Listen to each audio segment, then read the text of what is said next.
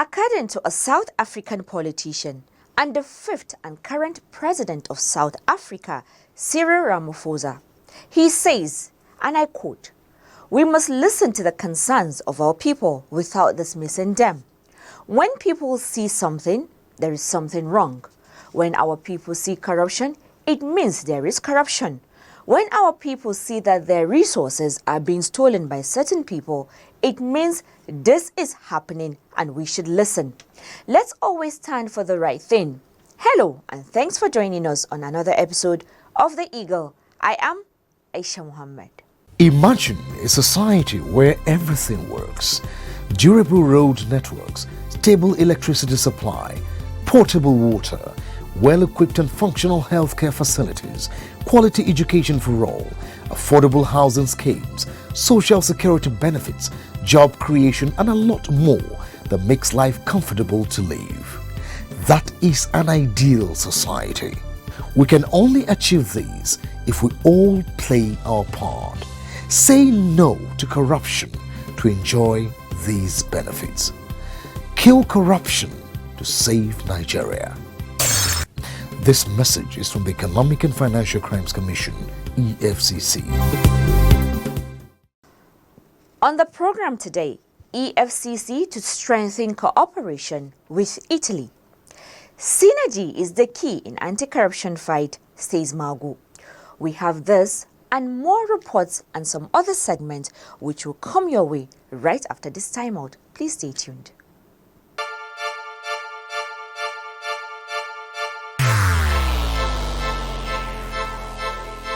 Corruption is dishonesty and illegal behavior by people in positions of trust. A public office is a public trust. Do not abuse positions of trust for private gains. Stay away from corruption. Nigeria is a great nation, and it is our responsibility to make the country greater. If you notice any act of corruption, please report to the EFCC via info@efccnigeria.org or call 09 904 4751 or 09 904 4752. You can also call 09 904 4753. This message is from the Economic and Financial Crimes Commission, EFCC. The acting chairman of the Economic and Financial Crimes Commission, EFCC, Ibrahim Mustafa Magu, has made his desire known to strengthen the Commission's cooperation with relevant Italian authorities in the fight against corruption and cybercrime. Magu made this disclosure while receiving the Italian ambassador to Nigeria, Stefano Pontisilio, who was on a courtesy visit to the EFCC headquarters in Jabi, Abuja. Here are details of his visit and that of Professor Ibrahim Gambari, who also paid a courtesy visit to the EFCC corporate headquarters in Jabi, Abuja. Magu assured the Italian authorities of the readiness of the EFCC for collaboration, noting that cybercrime is a borderless crime, so there is the need to collaborate and work with everybody. The anti-corruption czar said he hoped that a collaboration would lead to cooperation in the areas of tracking illicit financial flows and return of stolen Nigerian assets. He also disclosed that he expected increased capacity building from Italy, as the Commission had enjoyed in the past from the country. Magu further observed that the collaboration was more in the interest of Nigeria, adding that Nigeria stood to learn a lot in policing, trainings and capacity building, given Italy's vast experience in the war against organized crime. And now that the country, the crime, particularly cybercrime, is a borderless crime. So you need to actually work with, collaborate, work with everybody. So we are willing to work, to assist, and all I'm doing is let's get the information timely, because delay is really dangerous. So when there is an information for us to act, when we need our attention. In the spirit of the collaboration, Magu said an EFCC desk officer was slated to resume in Italian embassy offices in Abuja and Lagos, who will be liaisons between the Commission and the Italian embassy for enhancement of information sharing. The Italian ambassador, Stefano Pontesilio, who promised EFCC of Italian government support, disclosed that he had earlier recommended an increased cooperation between Nigeria and Italy in terms of fighting against financial crimes, money laundering, and repatriation of Nigerian stolen wealth when he visited President Muhammadu Buhari. According to him, the president has been given the assurance to increase the cooperation because, unfortunately, over the past few years, influx of illegal capital moving from Italy back to Nigeria and the other way around due to interest scam and various illegal activities have been experienced. Pontesilio further noted that the increased cooperation was in the mutual interest of both Nigeria and Italy. It is in both our national interests to increase our cooperation on this matter. So we have given our assurances to Mr. President, and the visit here today is to put that into practice. And to do that, I brought with me today a high-ranking police officer who is now heading the embassy department, which has to do with illegal immigration, money laundering, financial illegal schemes, and anything that has to do with your department. So my first objective was to reaffirm to the chairman our firm commitment on the part of the Italian government to increase our cooperation. That means increase, for instance, the training that we've been offering already for many years. We have an intention to increase that level of training, and also there are many areas of cooperation that we can explore thanks to his presence now. And the second reason was actually to introduce them to you, so that now you have him as your direct contact for any investigations that you have ongoing and whereby you need our help in Italy, and likewise any investigation that Italian police or security services. Martha Eche, reporting for The Eagle.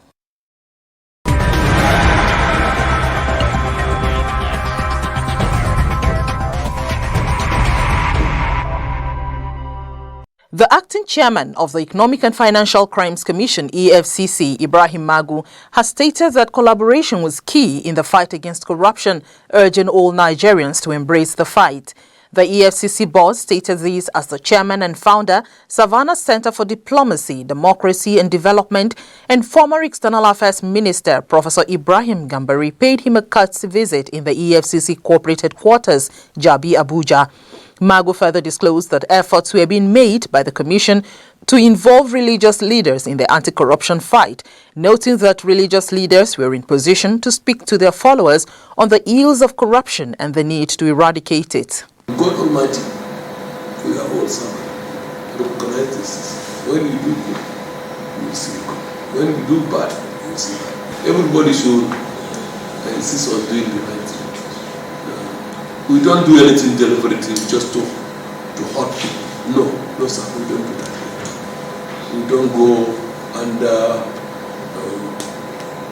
opposition. We don't do this here. When the matter is clear, we have to do a criminal investigation. We conduct background investigation. We make sure that you have committed an offense before we invite you. Nobody has gone scot-free here. I'm telling you something. When they say you are invited here, there must be a case. We must tie it down. We don't do it. No matter the political pressure, we don't invite innocent people. We don't go after innocent people. We do our homework very well. That is why in EFCC, when you have a case, it's a bad case. While appreciating the efforts of the Commission, Professor Gambari stated that there was no alternative to the fight against corruption and that it was a fight for everyone. I want to pay my courtesy call, accompany my colleague to be physically supportive of the work we are doing, to bring all the experiences that I've had over the years to bear, and also to offer the partnership of Savannah Center, because we are about, the full name is Savannah Center for diplomacy, democracy, and development. The link between peace, development, and democracy. And we argue that there can be no durable peace without sustainable development. There could not be sustainable development without durable peace, and there will neither be peace nor development without democratization, without good governance, without respect for human rights, all of which go back to poor governance and the issue of corruption. So we stand for what we stand for. We love our country. We also believe that we are not limited to our country. If Nigeria goes well, the rest of West Africa goes well. In fact, it's been said rightly that wherever Africa is going, Nigeria will get there first. So it's better for us to get there first and get there right, so as to be an example for the rest of the world. The rest of Africa is looking up to us. West Africa is looking up to us. The United Nations is looking up to us. The former minister disclosed that his organization was committed to the anti-corruption mandate of the EFCC, adding that everybody must insist on doing what is right in order to overcome corruption. Martha Eche, reporting for The Eagle. Corruption is a cankerworm, na cankerworm. I say na cankerworm, na cankerworm. Corruption don't finish our country.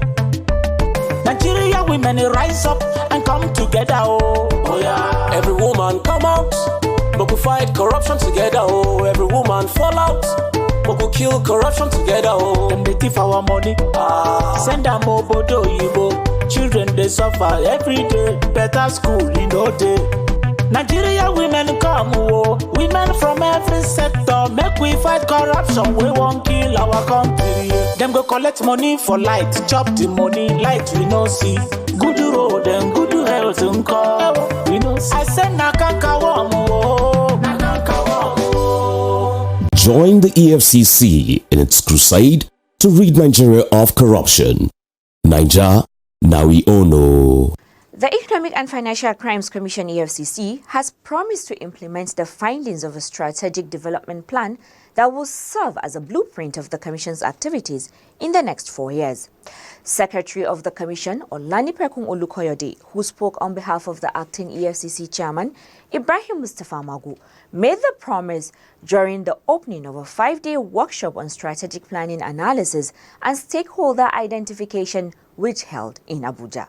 Amina Kawa has the details.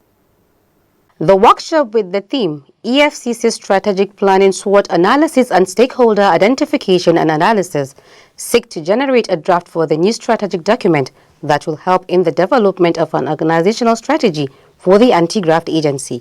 Olukoyede, while commending stakeholders and organizers of the workshop, said the matter of strategy is second to none and will move an organization forward. He added that strategy is about who the Commission is, as it entails the Commission plans and objectives and how to achieve the set goals. The Commission Secretary further urged participants to do their best and come up with a document that will be beneficial to the Commission, promising that their outcome and recommendations will be implemented.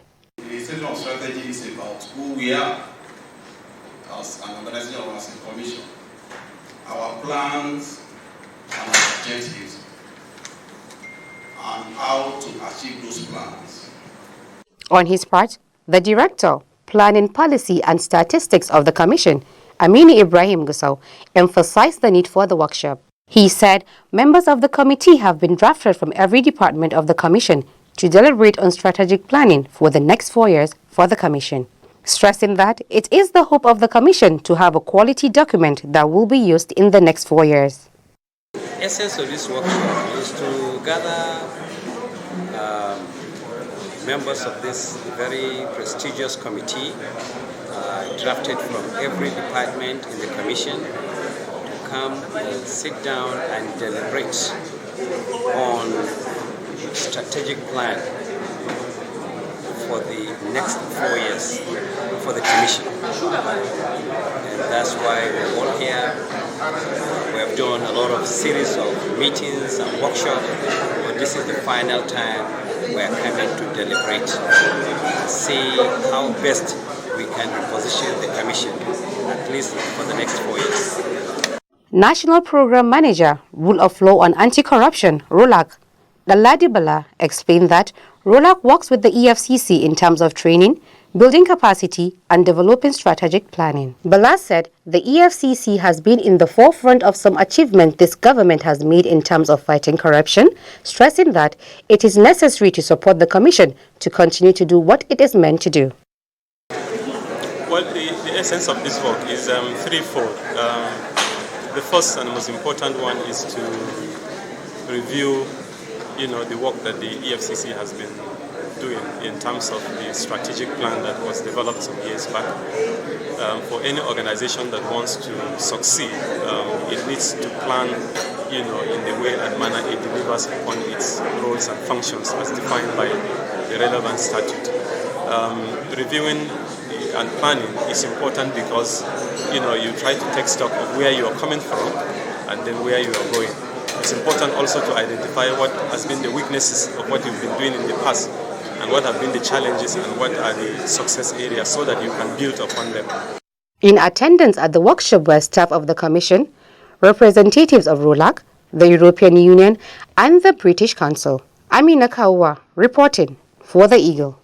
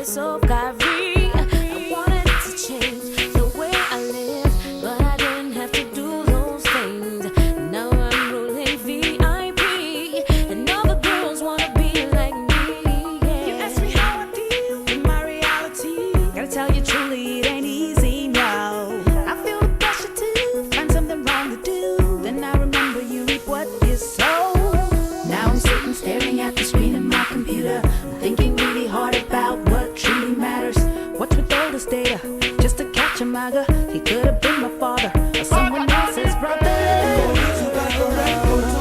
For me to take my dough, for me to go cafe, I hustle hard to make my pay.